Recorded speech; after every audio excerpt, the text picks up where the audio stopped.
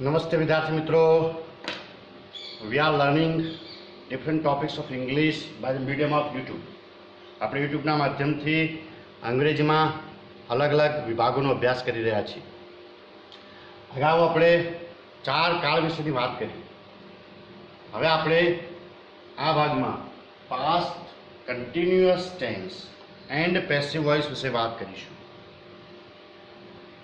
ધોરણ 11 અને 12ના વિદ્યાર્થીઓ માટે આ ખૂબ મહત્વનો ભાગ છે.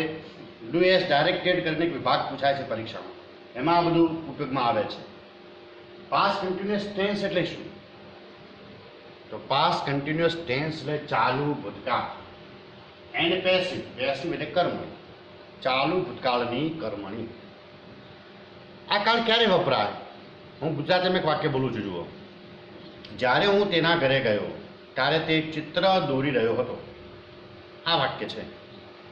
એમાં 2 ક્રિયા છે. એક તો હું તેના ઘરે ગયો, એ ક્રિયા પૂરી થઈ ગઈ.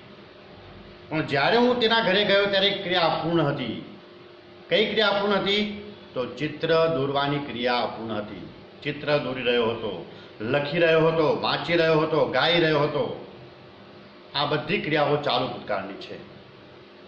એટલે કે ભૂતકાળની અપૂર્ણ ક્રિયા દર્શાવવા માટે આ કાળ આવે છે.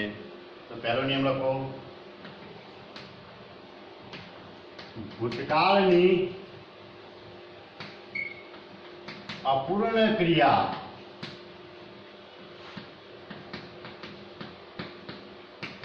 દર્શાવવા માટે આ કાળ આવે છે.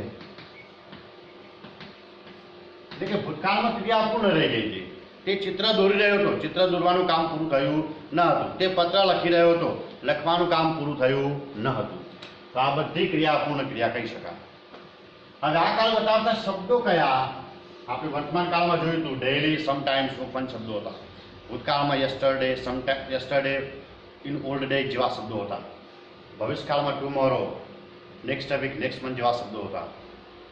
ચાલુ કાળમાં નાઉ, એટ ધીસ ટાઈમ જેવા શબ્દો હતા ચાલુ વર્તમાન કાળમાં. તો ચાલુ ભૂતકાળમાં કયા શબ્દો આવે? તો ચાલુ વર્તમાન કાળમાં નાઉ હતો, આમાં એનો વિરોધાર્થી ધેન આવશે. પછી ચાલુ વર્તમાન કાળમાં એટ ધીસ ટાઈમ હતું, આમાં એટ ધેટ ટાઈમ આવશે. પછી ચાલુ વર્તમાન કાળમાં એટ ધીસ મોમેન્ટ હતું, આમાં એટ ધેટ મોમેન્ટ આવશે. અને એક વાઇલ શબ્દ છે. વાઇલ મતલબ જ્યારે ત્યારે. એ બંને કાળમાં આવે. ચાલુ ભૂતકાળ અને ચાલુ વર્તમાન કાળ બંનેમાં આવે છે. બરોબર? તો આટલા શબ્દો છે. ધેન એટલે પછી, એટ ધેટ ટાઈમ એટલે તે સમયે, અને એટ ધેટ મોમેન્ટ એટલે તે ક્ષણે. આવા શબ્દો આ કાળ સૂચવે છે. હવે આમાં આપણે અલગ અલગ પ્રકારની રચનાનો અભ્યાસ કરીએ. અફર્મેટિવ, નેગેટિવ જેવી રચનાનો અભ્યાસ કરીએ આપણે.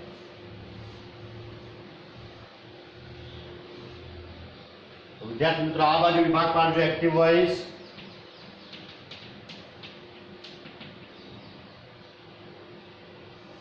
એટલે કર્તાની રચના.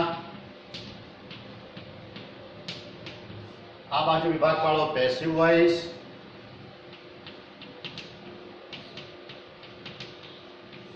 અને કર્મણી રચના.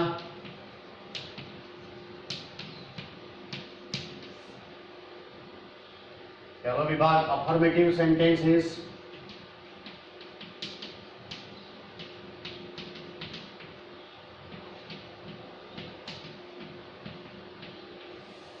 એટલે વિધાન વાક્યો.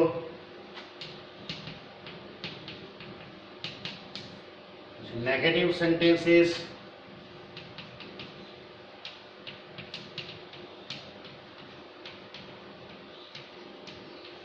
સોરી 2 મિનિટ ભૂલ થઈ ગઈ. અફર્મેટિવ નું અફર્મેટિવ જ રહેશે સામે. Affirmative sentences,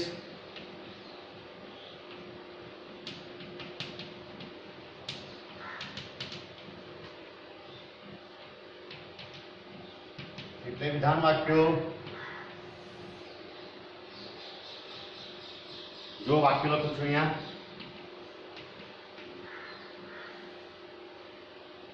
a picture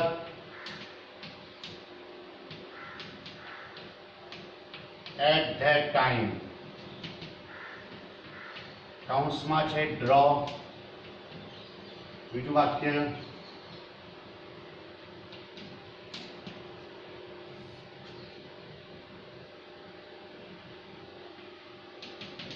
exercise then કૌંસમાં છે do. ત્રીજું વાક્ય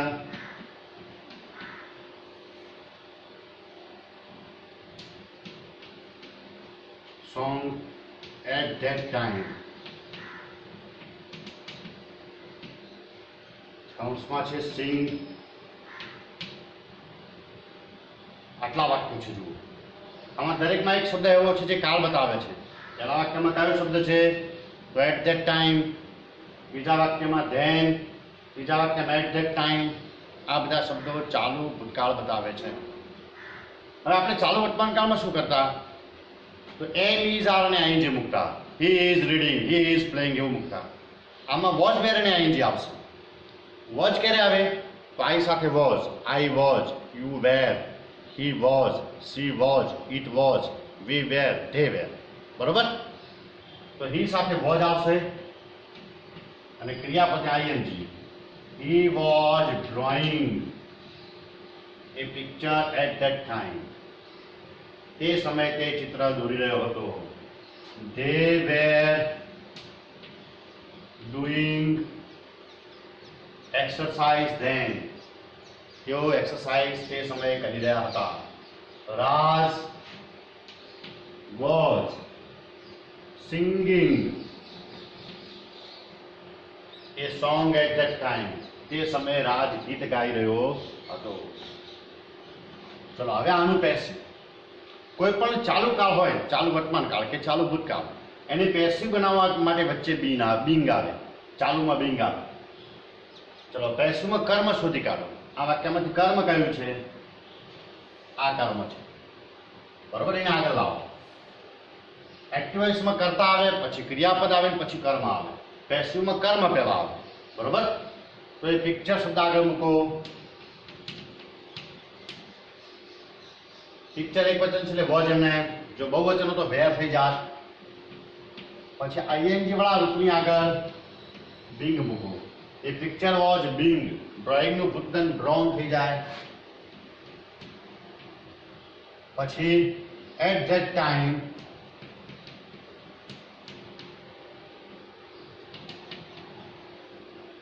બાય હિમ. અહીંયા પણ હિમ મૂકી શકાય. By him, drawn by him at that time. ચલો, બીજું વાક્ય જુઓ. કર્મ કયું છે? તો એક્સરસાઇઝ આગળ મૂકી દો. એક્સરસાઇઝ કર્મ છે. અહીંયા આપણે એક્સરસાઇઝ મૂકી. એક્સરસાઇઝ એક વચન એટલે વેરની જગ્યાએ વોઝ થઈ જશે. Exercise was being done by them. Exercise was being done by ધેનું શું થઈ જાય? ધેન. ધેન આ કર્તાની કર્મ વ્યક્તિ થાય. આઈનું મી, યુનું બાય યુ, હીનું બાય હિમ, સીનું બાય હર, ધેનું બાય ધેમ. એ આપણે આગળ વાત કરી છે આમાં. હવે ત્રીજું વાક્ય જુઓ. એ સોંગ કર્મ છે ને આગળ મૂકો. એ સોંગ મૂકી દીધું. પછી વોઝ એમના એમ. પછી Bing. A song was Bing. Singing નું સંગ. પછી બાય નામ આપેલું છે. નામ એમના એમ રે. સર્વનામની કર્મ વિભક્તિ આવે પણ નામ એમના એમ રે. By Raj at that time. હા મિત્રો, આ હીનું અહીંયા બાય હિમ કરી નાખ્યું. કર્મ વિભક્તિ એને આપણે આગળ વાત કરી હતી. આઈનું મી થાય કર્મ વિભક્તિ. યુનું યુ, હીનું હિમ, સીનું હર, ઇટનું ઇટ, ધેનું ધેમ. બરોબર? ચલો, હવે આમાં એક જ વાક્ય નેગેટિવ બનાવીએ. Negative sentences.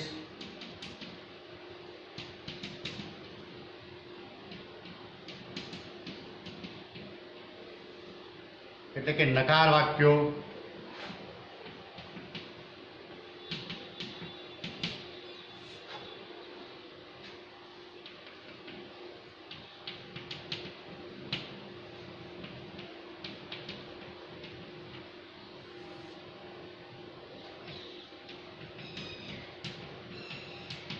એક જ વાક્ય બનાવીશું. જેમ એમિઝા રોજ ફેર છે ટેન કુડ બિલ વુડ આપેલું હોય ને એમાં એના પછી સીધું નોટ મૂકો એટલે નકાર થાય. He was not drawing a picture at that time. He was not. અને was not to ટૂંકું wasn't પણ આવે. He was not drawing a picture at that time.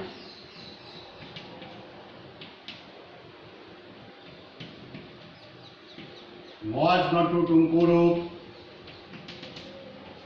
wasn't પણ મૂકી શકાય અને were not to ટૂંકું રૂપ weren't પણ મૂકી શકાય છે. We can use these both forms. ચલો હવે આનું પેસિવ બનાવીએ. પેસિવમાં કર્મ આગળ આવે, ઓબ્જેક્ટ આગળ આવે. આ કર્મ છે, કર્મને અંગ્રેજીમાં ઓબ્જેક્ટ કહેવાય. એને આગળ મૂકો અહીંયા. એ પિક્ચર પછી was not એમને એમ રહેશે. પછી આઈએનજી વાળા ત્યાં આગળ being મૂકવાનું છે. The picture was not being drawing નું drawn. પછી by એનું શું થઈ જાય અહીંયા કર્મ વિભક્તિ by him at that time.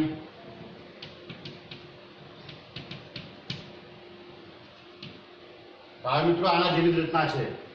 આમાં વોઝ પછી નોટ મૂકો એટલે આ રચના થઈ જાય. ખ્યાલ આવ્યો? ચલો હવે આમાં ત્રીજો વિભાગ જોઈએ, ઇન્વર્જન questions.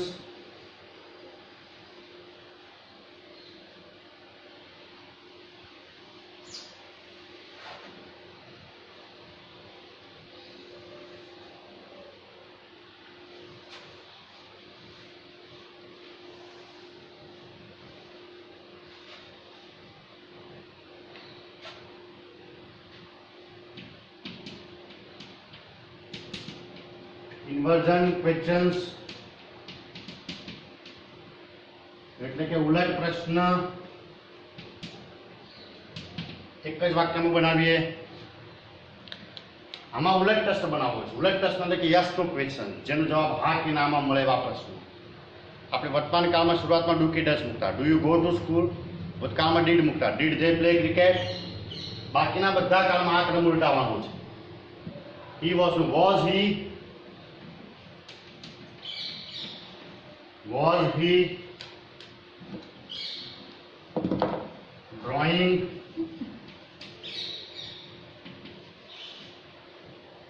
was he drawing a picture at that time?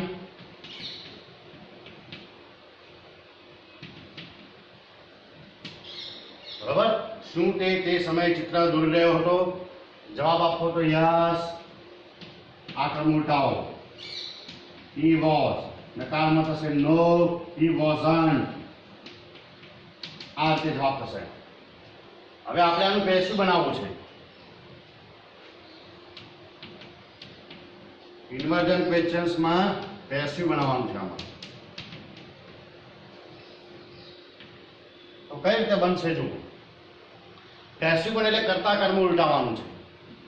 કર્તા છે હી અને કર્મ છે એ પિક્ચર. આને ઉપાડી નહીં લાવો અને કર્મના વચન મુજબ વોઝ કે વેર આવે. કર્મ એક વચન છે, આગળ વોઝ. જો પિક્ચર્સ હોત ને તો વેર થઈ જાત. તો વોઝ એ પિક્ચર और साइंस वाला उसमें अगर being was a picture being drawn by him at that time. Was a picture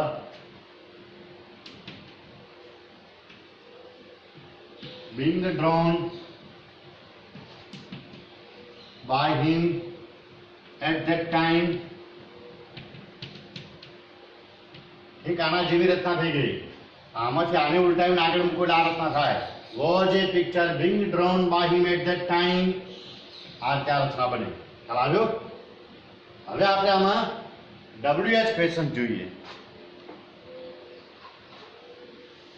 એક જ વાક્યમાં, પહેલા જ વાક્યમાં આપણે WH ક્વેશ્ચન્સ લખીએ.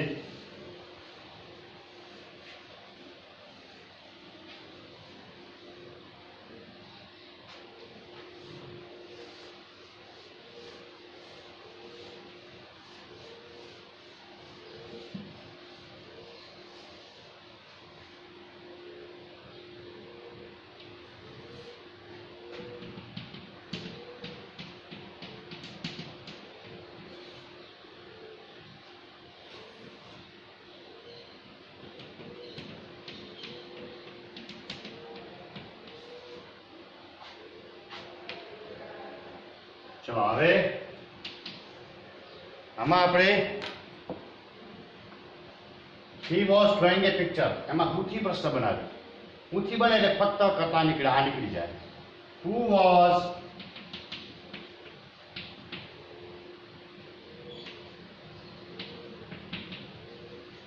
drawing a picture at that time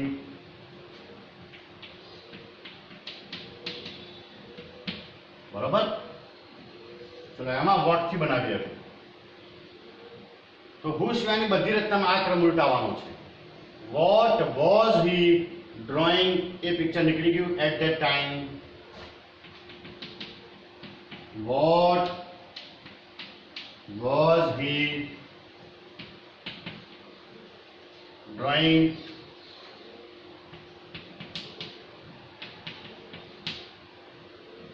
at that time. હજી ત્રીજો પ્રશ્ન બનશે when થી. when થી at that time નીકળી જશે. when was he drawing a picture? when was he drawing a picture? આ તે બનશે આમાં. હવે જુઓ આની પેસિવ રચના જોઈએ આપણે. કોઈ પણ કાળ હોય અને હુ વાળી રચના હોય તો હુનું બાય હુમ પહેલા કરી દો. હવે શું કરવાનું છે? હુ વાળી રચનામાં કર્તા ના હોય પણ કર્મ હોય તો કર્મને આગળ લાવો. ત્યાં વોઝ કે વેર પછી લાવો. મિત્રો ખાસ ધ્યાન રાખજો, જો પિક્ચર્સ હોત ને તો વોઝનું વેર કરવું પડત અહીંયા, પણ એક વચન છે એટલે વોઝ એમને એમ રહેશે. By whom was a picture. આવું થયું. By whom was a picture. ING વાળો ત્યાં આગળ બિંગ મૂકો. By whom was a picture being. Drawing નું થઈ જશે ડ્રોન. હવે કયા શબ્દો વધ્યા? At that time. કોના દ્વારા ચિત્ર દોરાઈ રહ્યું છે? વોટ વાળી રચનામાં કરતા હોય પણ કર્મ ના હોય તો કર્તાને ક્રિયાપદની પાછળ લાવો. વોચ કે વેર પછી જે છે એ કર્તા છે એને અહીં લાવી દો. તો વોટ વોઝ આઈએનજી વાળા ત્યાં આગળ being. What was being drawn by him at the time. What was being drawn પછી by him at the time.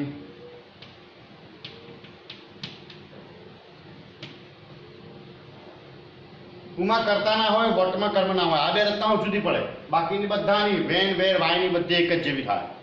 કેમ કે બાકીની બધી રચનામાં કરતા કર્મ આપેલું હોય તો પહેલા એને ઉલટાવી દેવાનું. તો વોચ કે વેર પછી જે છે કરતા છે, હી કરતા છે. કર્મ છે એ પિક્ચર આની લાવી લો અને આના વચન મુજબ વોચ કે વેર આવવું જોઈએ. આ એક વચન છે એટલે વોચ એમના એમ. When was a picture. When was a picture પછી આઈએનજી વાળા રૂપની આગળ being. When was a picture being drawn?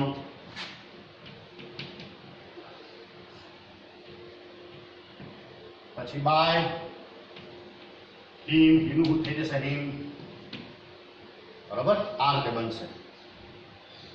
ખ્યાલ આવ્યો વિદ્યાર્થી મિત્રો? આપણે 3 સિમ્પલ ટેન્સ અને 2 કન્ટિન્યુઅસ ટેન્સની વાત કરી.